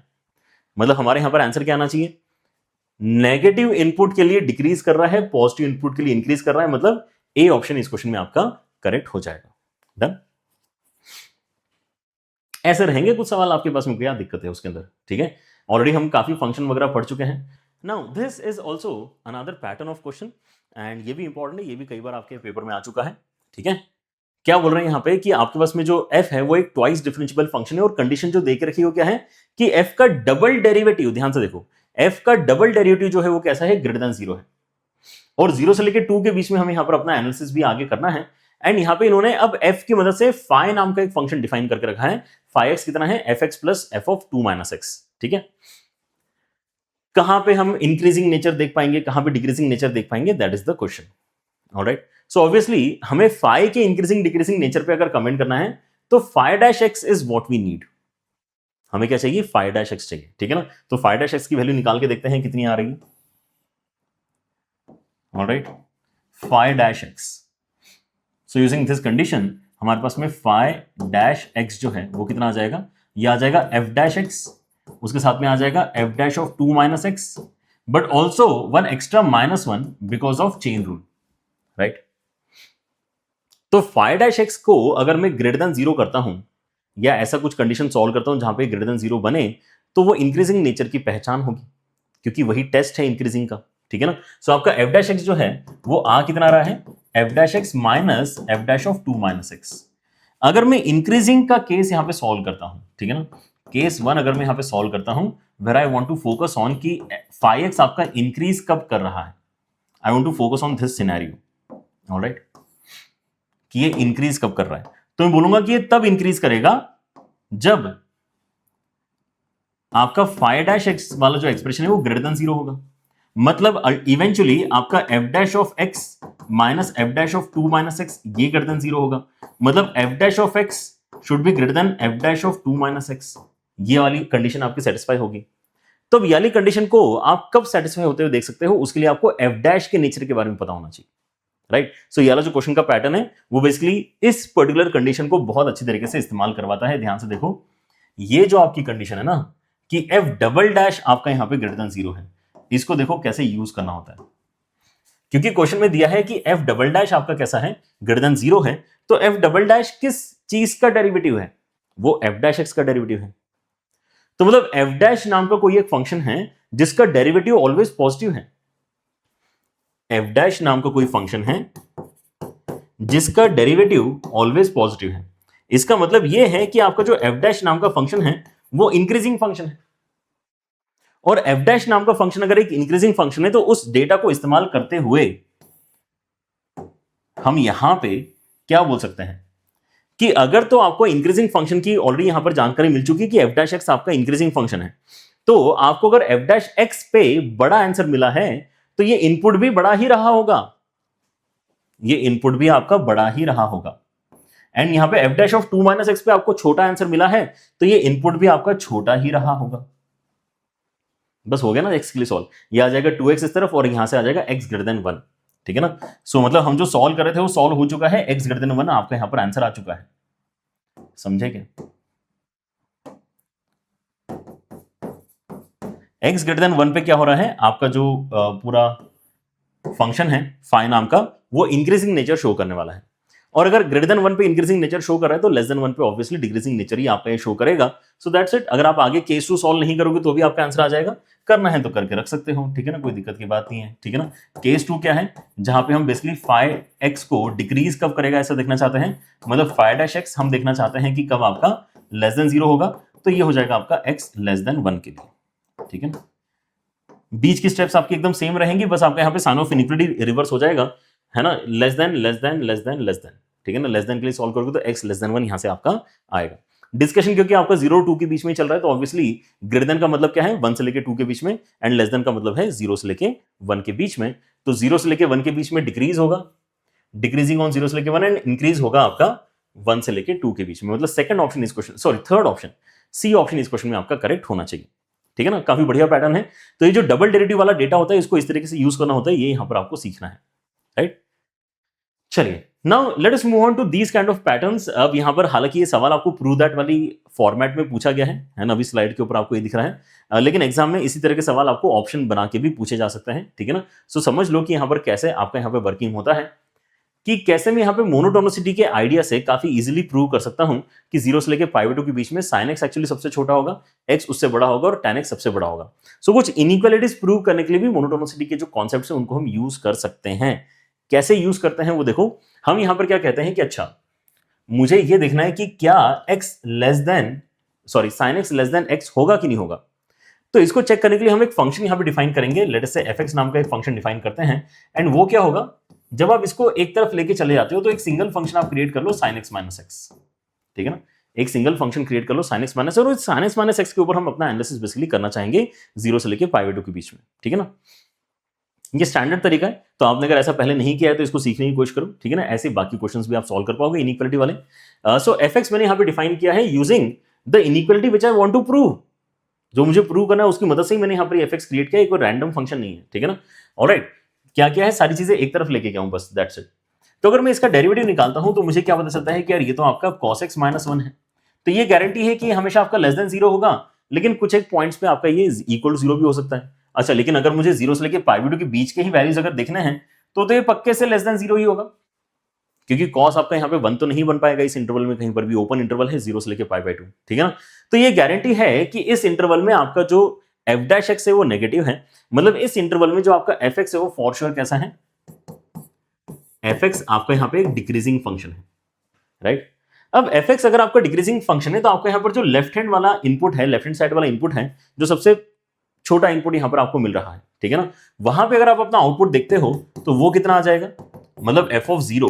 हालांकि यहां पे आपको इस डिस्कशन में जीरो को यूज नहीं करना है, लेकिन कोई दिक्कत नहीं है, एफ ऑफ जीरो कुछ तो होगा, है ना। हमने अगर इस चीज को अगर अपना फंक्शन माना है तो एफ ऑफ जीरो कितना होगा, तो कुछ नहीं, जीरो के ही बराबर होगा, ये हम देख पा रहे हैं। तो अब आप सोचो कि आपने क्या बड़ी सी बात यहां पर बोल दी है।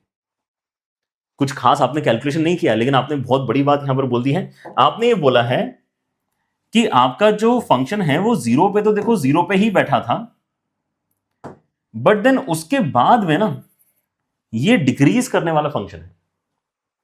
तो अगर ये जीरो पे बैठा है और उसके बाद में ये डिक्रीज कर रहा है, तो ये जो जीरो से लेके पाई बाय 2 के बीच वाला इंटरवल है, यहां पे क्या ये फंक्शन आपका नेगेटिव नहीं हो गया क्या? क्योंकि आप एक्स एक्सिस के नीचे चले गए हो, और ये फंक्शन अगर आपका नेगेटिव हो गया है, इसका मतलब क्या है ना, यहां से इंप्लाई हो रहा है कि आपका एफ एक्स कैसा है, नेगेटिव है। और एफ एक्स क्या है, एफ एक्स तो आपका साइन एक्स माइनस एक्स ही है, तो मतलब साइन एक्स माइनस एक्स आपका नेगेटिव है। और साइन एक्स माइनस एक्स अगर आपका नेगेटिव है इस इंटरवल में, तो एक्स को जैसे आप उस तरफ भेजते हो वैसे आपको मिल जाता है कि sine x is less then x, right. यही चीज हमें प्रूव करनी थी। तो आइडिया क्लियर हो गया। तो इस क्वेश्चन में एक बार फिर से हम यही सेम काम करने वाले हैं। आइडिया अगर क्लियर नहीं हुआ है तो एक बार फिर से समझने की कोशिश करना अच्छे से। क्या किया जाता है, कोई भी इनइक्वालिटी प्रूव करने के लिए हम क्या करते हैं कि यार उस इनइक्वालिटी से ही इंस्पिरेशन लेके कोई एक फंक्शन डिफाइन करते हैं। तरह से मैंने यहां पे फंक्शन डिफाइन किया gx, ठीक है ना। कैसे डिफाइन करूंगा मैं, x माइनस टेन एक्स की मदद से डिफाइन करूंगा। फिर मैं देखता हूं कि यार मुझे अपने डेरिवेटिव की वैल्यू कितनी दिखाई दे रही है, तो 1 माइनस सीकेंड स्क्वायर दिखाई दे रही है। माइनस साइन कॉमन निकालता हूं तो सीकेंड स्क्वायर माइनस 1 बनता है, which is basically tan square. और tan स्क्वायर क्योंकि एक पॉजिटिव नंबर है, आगे अगर आप यहां पे लगा देते हो नेगेटिव, तो ये क्या हो जाएगा, ओवरऑल नेगेटिव हो जाएगा, राइट। इसका मतलब हम क्या जानते हैं यहां पे कि आपका जो g डैश एक्स है वो कैसा है, नेगेटिव है in this particular interval, right. साथ में अगर आप लिखना चाहते हो तो लिख सकते हो कि आप कौन से इंटरवल की बात कर रहे हो, ठीक है ना। यहां पर भी लिख देते हैं when since x belongs to 0 से लेके पाई बाय 2, ऑलराइट। वैसे यहां पर भी लिख देते हैं कि ये नेगेटिव इतना कॉन्फिडेंस के साथ में, वैसे हम क्यों बोल रहे हैं, x बिलोंग करता है 0 से लेके पाई बाय 2 के बीच में, ठीक है ना। ऑलराइट, सो ये अगर आपका यहां पर क्लैरिटी अब है कि अच्छा मुझे यहां पर क्या मिल चुका है कि g डैश एक्स आपका लेस देन 0 है, तो डेरिवेटिव जैसे आपको गारंटी मिलता है कि लेस देन 0 है, इसका मतलब आपको gx के ऊपर कमेंट करते आ गया है कि यार वो एक डिक्रीजिंग फंक्शन होना चाहिए। लेकिन जो बिगिनिंग है यहां पर आपके इंटरवल का 0, वहां पे अगर आप देखते हो तो 0 डाल के आपको 0 मिलता है। Again the same discussion will initiate कि यार देखो आपने क्या बोला है कि 0 डाल के 0 आ रहा है, लेकिन फिर आगे आप बोल रहे हो कि फंक्शन डिक्रीज कर रहा है। अरे 0 डाल के 0 आ रहा है और फंक्शन का डिक्रीज कर रहा है, मतलब जो भी इंटरवल आपका 0 से लेके पाई बाय 2 वाला है, वहां पे क्या ये नेगेटिव नहीं होना चाहिए क्या? ये फंक्शन तो आपका नेगेटिव होना चाहिए। So that is what we are going to now conclude कि हाँ यार आपका जो यहाँ पे gx नाम का फंक्शन आपने डिफाइन किया था वो तो नेगेटिव हो गया। ऑलरेडी 0 पे बैठे हो और आगे जाके डिक्रीज करना है, तो डिक्रीज करोगे तो कहां घुस गए आप, एक्स एक्सिस के नीचे, मतलब वैल्यू आपकी कैसी है, नेगेटिव, ठीक है ना। सो gx क्या है आपका, gx तो हमने इस चीज को माना है, x माइनस टेन एक्स को माना है। सो x माइनस टेन एक्स मतलब आपका नेगेटिव होना चाहिए, विच इंप्लाइज कि x is less then 10x in the next step, ठीक है ना। सो बस आप इन दोनों चीजों को ज्वाइन करके अगर लिखते हो तो आपको फाइनली वो रिजल्ट लिखते आ जाएगा जिसको हम प्रूव करना चाह रहे थे, ठीक है ना। sin x is less than x prove हो चुका है, and then x is less than tan x भी प्रूव हो चुका है। दोनों को कंबाइन करके लिखेंगे तो sin x, x और tan x इस ऑर्डर में आपको इंक्रीज होते हुए मिलने वाले हैं, ठीक है। सो ये तरीका है इनइक्वालिटीज को प्रूव करने का। इनइक्वालिटी बेस्ड एक और पैटर्न आपको यहां पर मिल सकता है जहां पर आपको वैल्यू कंपैरिजन मिलता है, ठीक है ना। यहां पे आउटराइटली वो बोल नहीं रहे हैं, है ना, कि आप इनइक्वालिटी सॉल्व कर रहे हो, लेकिन अगर कोई बोलता है कि इन दोनों में से बताओ कि कौन बड़ा है कौन छोटा है, तो इनइक्वालिटी तो है ही। ये बोल रहे हैं कि e की पावर पाई और पाई की पावर e में बताओ कि कौन बड़ा होना चाहिए। Now obviously you can not calculate this, है ना। इनफैक्ट अगर आप कैलकुलेटर में भी डालोगे तो आपको लगभग पहले 2-3 डिजिट्स एकदम एक जैसे दिखाई देंगे, ठीक है ना। डेसिमल के बाद भी 1-2 डिजिट्स तक यहां पर ये वैल्यू शायद सेम आती है। एक बार करके देखना, e की पावर पाई कैलकुलेट से कैलकुलेट करके देखो, पाई की पावर e भी कैलकुलेट से कैलकुलेट करके देखो, तो ये मतलब एक आम इंसान के लिए तो ऑलमोस्ट इम्पॉसिबल है टू एड्रेस कि इन दोनों में से कौन बड़ा होना चाहिए कौन छोटा होना चाहिए, अगर कैलकुलेटर में आपको 2-3 डिजिट्स तक यहाँ पे अगर इक्वल वैल्यूज मिल रही है तो, ठीक है ना। बहुत क्लोज वैल्यूज हैं, बहुत ज्यादा दूर वैल्यूज नहीं है, काफी क्लोज वैल्यूज हैं। लेकिन अगर हम कैलकुलस का इस्तेमाल करते हैं तो हम बड़े आसानी से बता सकते हैं कि इन दोनों में से कौन सी वैल्यू आपकी बड़ी होनी चाहिए, कौन सी वैल्यू आपकी छोटी होनी चाहिए, ठीक है ना। और वो एक्चुअली किया जाता है कैसे, फंक्शन x की पावर 1/x की मदद से किया जाता है, ठीक है ना। सो यहां पर तो इन्होंने क्वेश्चन ही इस तरह से स्ट्रक्चर किया है कि आपको एक गाइडेंस मिल चुका है कि आप पहले यहां पर क्या करेंगे, इस फंक्शन की मदद से कुछ ना कुछ करना चाहेंगे। लेकिन ये डायरेक्टली भी पूछा जा सकता है, इस तरह के सवाल डायरेक्टली भी आ सकते हैं जहां पर फंक्शन आपको खुद से सोचना पड़ेगा, राइट। सो ई की पावर पाई दिया है, पाई की पावर ई दिया है, तो आप क्या कर सकते हैं यहां पर दोनों साइड 1/पाई ई पावर ले सकते हैं। 1/पाई ई पावर अगर आप लेते हो तो पाई पाई कैंसिल करके यहां पर ई की पावर 1/ई बनेगा और यहां पे ई कैंसिल करके पाई की पावर 1/पाई बनेगा, ठीक है ना। सो पाई की पावर 1/पाई एंड ई की पावर 1/ई, है ना। इनका ही एक्चुअली कहीं ना कहीं आपका कंपैरिजन होने वाला है, right. That's how you will have to basically come up with the function, अगर आपको क्वेश्चन में फंक्शन नहीं दिया है तो, राइट। कि यार मैं कैसे यहां पर जो है सिमिलर वैल्यूज को साथ में ले सकता हूं और उससे आपको दिख क्या रहा है, कौन सा फंक्शन दिख रहा है, ठीक है ना। बट चलो हम यहां पे क्योंकि अभी लर्निंग मोड में है, so let us basically use whatever the question is telling us to use, ठीक है। मुझे कहीं ना कहीं इस फंक्शन का एनालिसिस करना है, मुझे देखना है कि ये फंक्शन कहां इंक्रीज करता है, कहां डिक्रीज करता है। सो उसके लिए मैं इसका डेरिवेटिव निकालना चाहता हूं। अब यहां पे लगाना पड़ेगा हमें लॉगरिथमिक डिफरेंशिएशन, क्योंकि फंक्शन की पावर फंक्शन है। सो दोनों साइड लॉग ले लेते हैं। ln y कितना आ जाएगा आपका 1/x के साथ में ln x। डिफरेंशिएट अगर मैं करता हूं तो 1/y के साथ में dy/dx आ रहा है and then right hand side में ln x अपॉन x। मतलब हम क्या करना चाहेंगे यहां पर, क्वोशिएंट रूल का एप्लीकेशन करेंगे। क्वोशिएंट रूल क्या आएगा आपका यहाँ पे, डिनोमिनेटर इंटू न्यूमरेटर का derivative minus numerator into denominator का डेरिवेटिव अपॉन कितना आ जाएगा, ओरिजिनल डिनोमिनेटर का स्क्वायर। मतलब ये आ जाएगा आपका 1 माइनस ln x एंड नीचे आ जाएगा आपका x स्क्वायर। और y को अगर आप क्रॉस मल्टीप्लाई कर देते हो तो dy/dx की फाइनल वैल्यू अगर आप लिखना चाहें then it is basically this, है ना। और y की वैल्यू तो हम जानते ही हैं, x की पावर x है, तो उसको भी अगर आप रिप्लेस करना चाहें तो कर सकते हैं, राइट। x की पावर 1/x है, सॉरी x की पावर 1/x। सो आपके पास में यहाँ पे डेरिवेटिव का जो वैल्यू आया है वो आपको बताएगा कि आपका फंक्शन कहां पे इंक्रीज कर रहा है, कहां पे डिक्रीज कर रहा है। एंड टू नो दैट हम क्या कर सकते हैं, फिर से यहाँ पे वेवी कर्व के ऊपर बेसिकली, है ना, प्रोसीड कर सकते हैं। वेवी कर्व के ऊपर अगर आप प्रोसीड करोगे तो आप नोटिस करोगे कि देखो जीरो भी एक क्रिटिकल पॉइंट डेफिनेटली दिखाई दे रहा है, लेकिन आप डिस्कशन ही जीरो के आगे करना चाहते हैं ना। जीरो के पीछे तो इस तरह का फंक्शन ही आपका डिफाइंड नहीं होता है, ठीक है ना। We don't want to take negative values in such complicated functions. हमने इस चीज को नेगेटिवली डिफाइन ही नहीं किया है कभी, ठीक है ना, ग्रेटर देन जीरो के लिए डिफाइन किया है। तो यहाँ पे बेसिकली न्यूमरेटर को जीरो करने के लिए एक x डेफिनेटली आपको e के बराबर मिलता है, जो आपका क्रिटिकल पॉइंट यहाँ पर बनेगा। So what I want to say is कि देखो आपके पास में e एक क्रिटिकल पॉइंट डेफिनेटली है एंड जीरो जो है ना वो तो वैसे ही आपका यहाँ पे बाउंड्री पॉइंट है। आप उसके राइट हैंड साइड में ही कहीं ना कहीं अपने डिस्कशन को करने वाले हो। We don't have anything on the left hand side of zero. So मैं यहां पर अब क्या बोल रहा हूं कि आपके उसमें e जो है एक क्रिटिकल पॉइंट है एंड अगर आप देखते हो तो आप e से बड़ी वैल्यू जैसे ही डालोगे, जैसे आपने e स्क्वायर डाला तो ये कितना आ जाएगा, e स्क्वायर सिंप्लीफाई करके 1 - 2, मतलब ये तो नेगेटिव हो जाएगा। लेकिन आपने अगर छोटी वैल्यू डाली 1/e, तो 1/e सिंप्लीफाई करके अगर आप यहां पर देखते हैं तो यहां पर आपको ओवरऑल 2 वैल्यू मिलेगा। तो मतलब इस तरफ आपको पॉजिटिव वैल्यूज मिल रही है एंड राइट हैंड साइड में आपको नेगेटिव वैल्यूज मिल रही है। यहाँ पे पॉजिटिव, यहाँ पे नेगेटिव। इसका मतलब क्या है, इसका मतलब यह है कि जीरो पे आपके जितने भी वैल्यू है फंक्शन का, जीरो पे आपका फंक्शन का जितना भी वैल्यू है, ठीक है ना, वहां से आप अगर देखते हो तो फंक्शन पहले आपका इंक्रीज करना स्टार्ट करता है एंड देन ई के बाद में वो फंक्शन डिक्रीज करना स्टार्ट कर देता है, ठीक है ना। ये एक बेसिक इंडिकेटर डायग्राम के थ्रू हम यहां पे रिप्रेजेंट कर सकते हैं कि यार इस रीजन में आपका फंक्शन ऊपर जाएगा, इस रीजन में आपका फंक्शन नीचे जाएगा। मतलब ई पे आपको मैक्सिमम मिलेगा, right.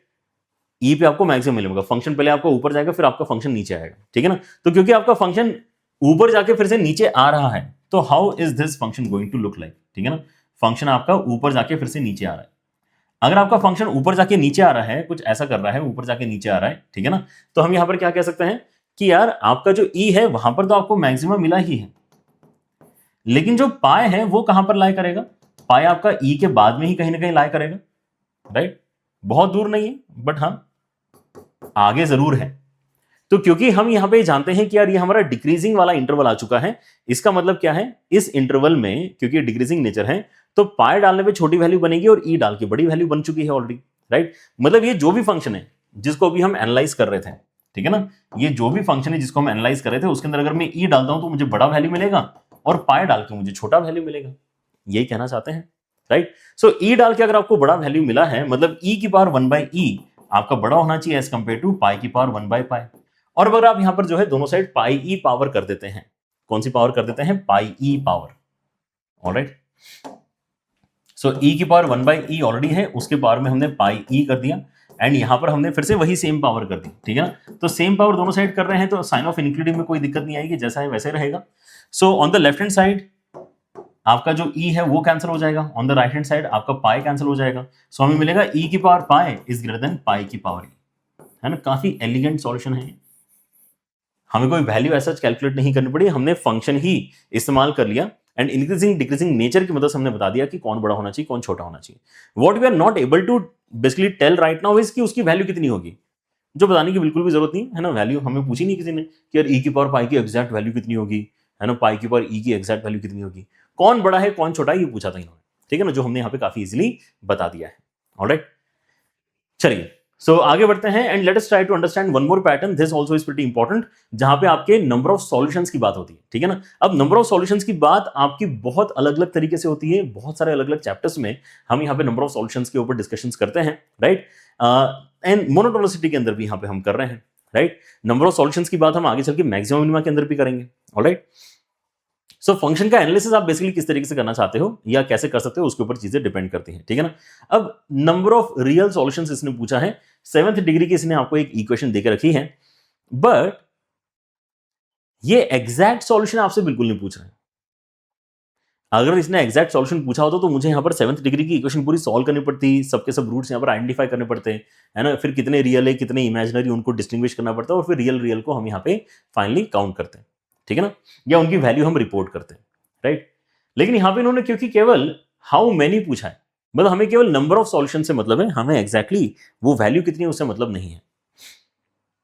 So in cases like this हम क्या कह सकते हैं, इन केसेस लाइक दिस हम ये कह सकते हैं कि यार देखो ज्यादा प्रॉब्लम नहीं है, आप यहां पर एक फंक्शन डिफाइन करो एफ एक्स आप डिफाइन करो जो कि क्या है, एक 7th डिग्री का पॉलिनोमियल है। एफ एक्स क्या है आपका यहाँ पे, एक्स की पावर 7 प्लस 14 एक्स की पावर 5 प्लस 16 एक्स की power 3 and then 30x and then minus 560, इस तरह से आपके यहां पर ये बनने वाला है, ठीक है ना। अगर आप इसको डिफरेंशिएट कर दो तो क्या होगा, ठीक है ना, ये यहां पर लॉजिक है। तो आपको यहां पे जब भी नंबर ऑफ सॉल्यूशंस के सवाल आएंगे तो आपको मतलब पूरा अपना जो जहां जहां पे आपने नंबर ऑफ सॉल्यूशंस वाले क्वेश्चन देखे पूरा आपके दिमाग में यहां पर जो है एकदम से क्लिक करना चाहिए कि क्या क्या क्या क्या यहाँ पर अप्रोचेस हो सकती हैं इस तरह के क्वेश्चन को सॉल्व करने की, तब जाके आप यहाँ पे इस लेक्चर के इस क्वेश्चन पे एंड अप करोगे जहां पे आपको ये सिखाया जा रहा है कि भाई डेरिवेटिव निकाल के देखना चाहिए ऐसे क्वेश्चन में, ठीक है ना। अगर आप डेरिवेटिव निकालते हो तो आपको यहाँ पर कितना मिल जाएगा, यहाँ पर मिल जाएगा आपको 7x की पावर 6, यहाँ पे मिल जाएगा आपके इसमें 70x की पावर 4, यहाँ पे आ जाएगा 48x की पावर 2 और यहाँ पे आ जाएगा 30, ठीक है ना। So now as soon as you write this आपको सडनली नजर आता है कि यार यहाँ पे सारे के सारे इवन पावर है, मतलब आपका x इनपुट डालने पर जो भी आप यहां पे x डालोगे फर्क ही नहीं पड़ता, आपको वैल्यू हमेशा ग्रेटर देन 0 मिलेगी।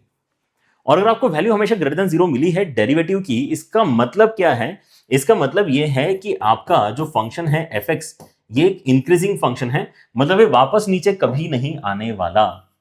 तो आपको यहां पे कभी भी एक पॉलिनोमियल अगर कोई देता है तो उसके मल्टीपल सॉल्यूशंस कैसे बन सकते हैं, किसी भी पॉलिनोमियल के मल्टीपल सॉल्यूशंस तभी बनेंगे ना जब वो कुछ ऊपर नीचे होने की कैपेबिलिटी रखेगा। अगर वो इतने बार ऊपर नीचे हुआ है एक्स एक्सिस के आसपास तभी तो उसके मल्टीपल सॉल्यूशंस बने हैं, 1 2 3 4 5 सॉल्यूशन बन गए इस बार, ठीक है ना। सो अगर लेकिन आपके पास में फंक्शन ऐसा है जो ऊपर नीचे हो ही रहा है, मतलब ऊपर है तो ऊपर ही जाते जा रहा है, सो ऊपर है तो ऊपर ही जाते जा रहा है। अगर कोई ऐसा फंक्शन है आपके पास में तो वो कितने बार कट कर सकता है ऐसा आपसे पूछ रहे हैं। अच्छा बीच में ये ऐसा इधर उधर होगा लेकिन ऊपर नीचे नहीं होगा, ठीक है ना, ये ऐसा वैसा होगा लेकिन ये ऐसा वैसा होते समय भी क्या कर रहा है, जर्नी तो ऊपर की साइड ही कवर कर रहा है, ठीक है ना। सो जैसे आप कहते हो कि आपके इसमें इस तरह का ब्लू जैसा कोई फंक्शन है जो बेसिकली डेरिवेटिव ग्रेटर देन 0 वाला फंक्शन है, तो यार ये एक ही बार तो कट कर पाएगा, एक ही बार कट कर पाएगा एक्स एक्सिस को, मतलब एक ही रियल सॉल्यूशन आएगा आपका, बाकी 6 के 6 आपके क्या होंगे, बाकी 6 के 6 आपके यहाँ पे इमेजिनरी सॉल्यूशंस होंगे, ठीक है ना। तो यही आपका आंसर है, यही आपका आंसर है। थोड़ा सा और एक क्लैरिटी अगर आपको चाहिए तो आप ये बोल सकते हो कि नहीं सर लेकिन हमने कुछ इंक्रीजिंग फंक्शन ऐसे भी देखे हैं जो एक्चुअली कट ही नहीं करते हैं, मतलब ये तो समझ में आ गया कि अगर कट कर रहा है तो एक ही बार कट कर रहा है, लेकिन अगर कट ही नहीं कर रहा है तो जैसे e⁻x होता है, समझे कि नहीं, e⁻x जो होता है ये तो एक भी बार कट नहीं करता है। तो केवल इंक्रीजिंग नेचर होने से क्या हमें ये पता चल गया है कि यार ये एक सॉल्यूशन तो हमेशा होगा ही होगा, जीरो भी हो सकता है, हालांकि जीरो ऑप्शन में नहीं है, लेकिन अगर जीरो ऑप्शन में होता तो हमें ये चेक करना चाहिए अलॉन्ग विद दिस कि यार आपका जो पॉलिनोमियल फंक्शन है वो फर्दर कैसा बिहेवियर यहां पर शो करेगा अराउंड -∞ एंड +∞। तो ये एक जनरल नेचर है जो आपको यहां पे हमेशा ही देखने के लिए मिलता है जब भी आपकी ऑड डिग्री का पॉलिनोमियल होता है।